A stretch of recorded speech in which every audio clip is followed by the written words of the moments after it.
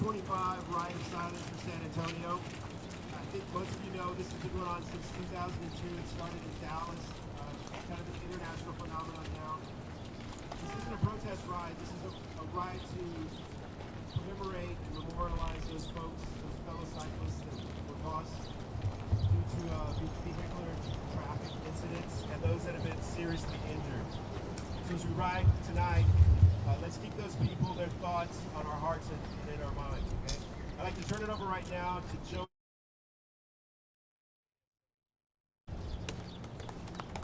Thanks, Jeff.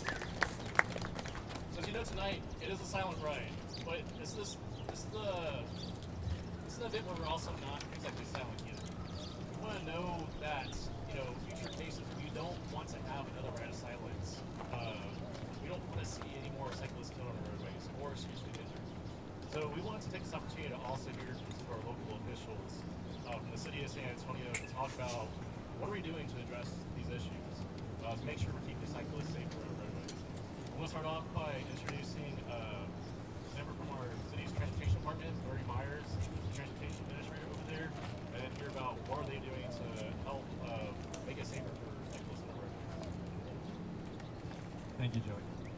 So this evening, I'm going to start off with a poem from San Antonio's poet laureate Eddie Vega.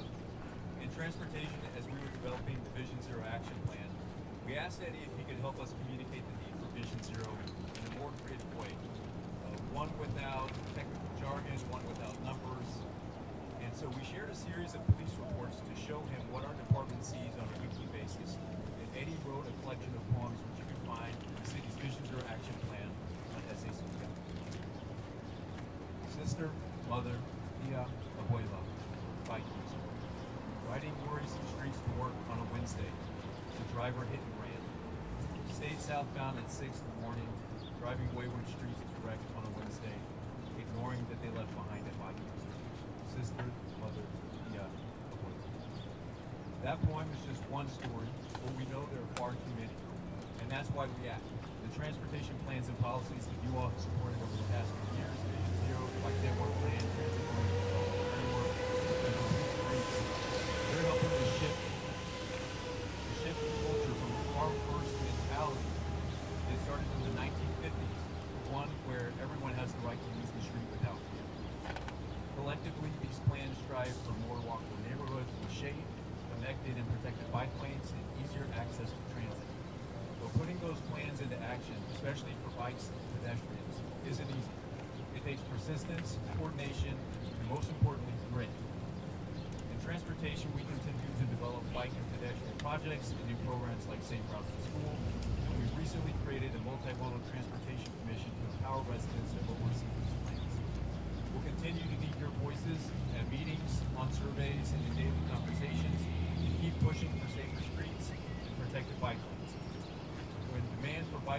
sidewalks start to drown out the calls for wider roads and faster roads, that's when we know we've changed the game. To wrap this up, I'd like to go back to Eddie Vega and one of his poems from Visions or Action Plan. Envision roadsides where nature places flowers instead of surviving relatives. Envision bikes and lanes instead of on shoulders. Envision complete streets instead of broken roads. Space for traffic moving on foot, on pedals, on every type of road. Envision a city where injury from infrastructure is incomprehensible because accidents were no longer acceptable. Because we focused on complete safety. Because we improved all the ways in which we move. Envision a world where zero is a positive number. That's the vision that we're all working toward, and in transportation, we won't stop until every street is safe for every person, no matter how they move.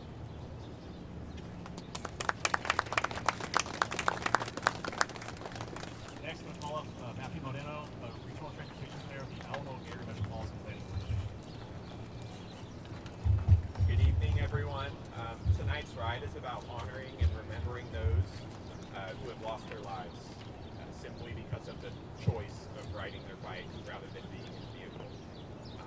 In the San Antonio region, we've had a lot of traffic fatalities and severe injuries. In the last 5 years, between 2019 and 2024, over 40 cyclists have lost their lives in the region, and another 150 have been severely injured, life-altering injuries that will continue on throughout the rest of their life. These numbers don't reflect the individual person. It goes farther than that. It involves their families who lost a loved one, partners who have to help their partner with that severe injury. These people are more than statistics, and we want to honor that today. And we want to get these numbers down. We want to make people feel safe in the future. We've done a great job, especially in the last year, of advocating for that change. We still have a long way to go, so I hope everyone has someone in their mind today, as they're riding, that they would like to honor and remember for this ride of silence. Thank you all so much. Thank you, Matthew. Now, I'd like to hear from one of our council members, because as you know, talking about all these kinds of policies, this has to be adopted by City Council. To make decisions on where funding is going to go to make sure we have safe and protected infrastructure, this often has to go to City Council to make sure we have that infrastructure. And we need advocates on the City Council dais to make sure we have them advocating for us and our needs to keep us safer and healthy. Next, we have a Councilwoman, Marina Alderete Gavito, from the City Council District 7. Good evening, everybody. Yes, I'm Marina Alderete Gavito. I'm the City Councilwoman for District 7. Thank you so much to the cycling communities who are gathered here this evening. I stand with you all in silence, in memory, and in purpose. You know, as Joey mentioned, we have a ton of great plans to make our city safer. Can y'all hear me in the back? We have a ton of great plans to make our city safer. We just need to hurry up and get these plans done. So I'm thankful to the cycling communities who have worked so hard with the city's transportation team to get these plans done. I pledge to be your advocate on City Council. I'm going to push that these plans get done. I take our street safety, whether for pedestrians, whether for cyclists, whether for long distance runners such as myself, or for drivers, I take that responsibility seriously. So trust in me as your advocate at City Hall to help get these plans finalized, and I stand with you all tonight. Thank you so much. Thank you, Councilwoman. We need to remember who our leaders are that support us going forward. And your efforts, your policies you support do not go unnoticed. We appreciate it very much. So let's do a quick safety. We'll do a quick safety briefing before we get going. How many have never been on a ride of silence before? A few. Okay. So we're going to take off. It's about an 8-mile round trip around the city. Obviously, as it says, no talking, no radio, no music or anything like that. If there is an emergency situation, obviously you can call that out. We're going to be making hand signals from the front, stop, will indicate which way we're going to turn with hand signals, and you can pass that on to the people behind you as well. Okay? And keep in mind, this is not a protest. This is to honor the memory of those folks who've lost their lives and been seriously injured. So keep them on your mind. Okay? So we're going to take off from the alleyway right there in about 2 minutes. So if you can start moving that way, Castillo and myself, we'll get up to the front and we'll take off.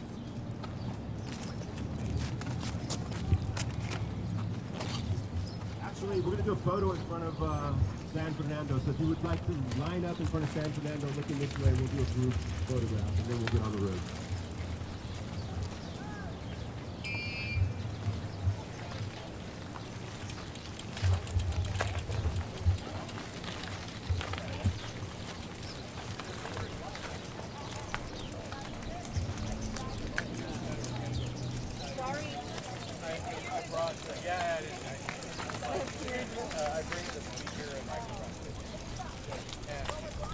She's trying to stand back in her bag.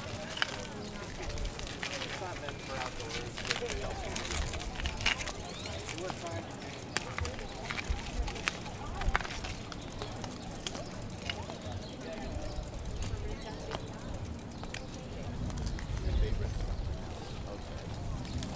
Are we doing it?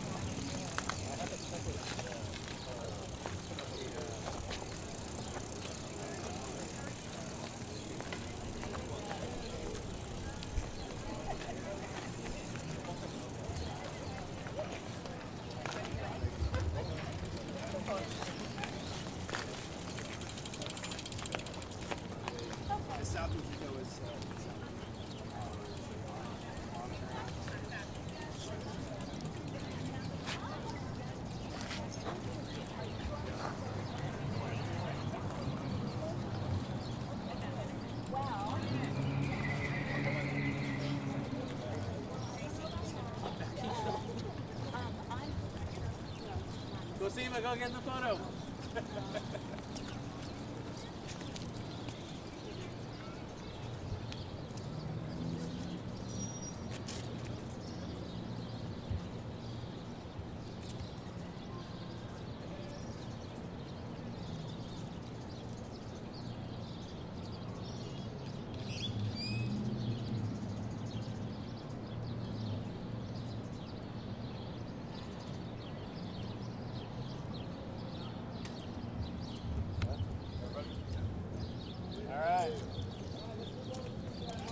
Oh wait, I didn't press record. No one ever believes me when I say it. Actually, they usually go down the alley there. They're going down the alley. Yeah, and then getting the onto group Flores. go by, that's a pretty cool shot. Yeah. Set up at the corner of the Are you riding?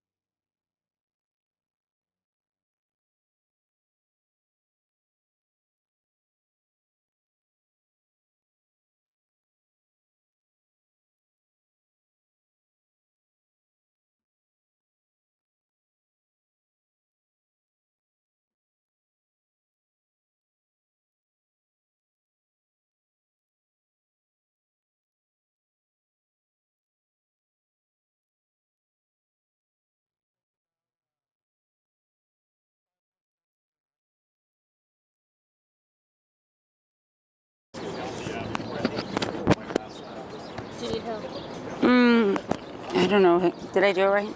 Flip. We got to flip. Oh, just kidding. Just to put the larger part on the house. If my clammy hams will let me. Oh gosh, I'm sorry if I'm like ruffling up the hem of your shirt. No, Okay, you're totally there you fine. It's an old shirt. go. And then you can take this. And There's then a clip on the back if you want to Okay. clip it to your tent. Tell me when. Yeah, Jared. Good? Yeah, they should be going back here.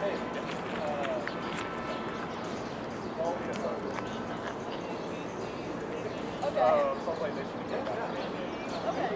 Good. Okay, Councilwoman, thank you for your time. So tell me a little bit about your role and your interests with the Rite of Silence today and what you're doing here. Yeah, so I was happy to be invited by our cycling community to join them in the Rite of Silence. As a city councilwoman, I take the safety of our streets, whether it's for pedestrians, cyclists, long distance runners, and drivers, I take that very seriously. So tonight for this Rite of Silence, we were remembering those who have lost their lives or been seriously injured on our streets just because they chose to take a bike.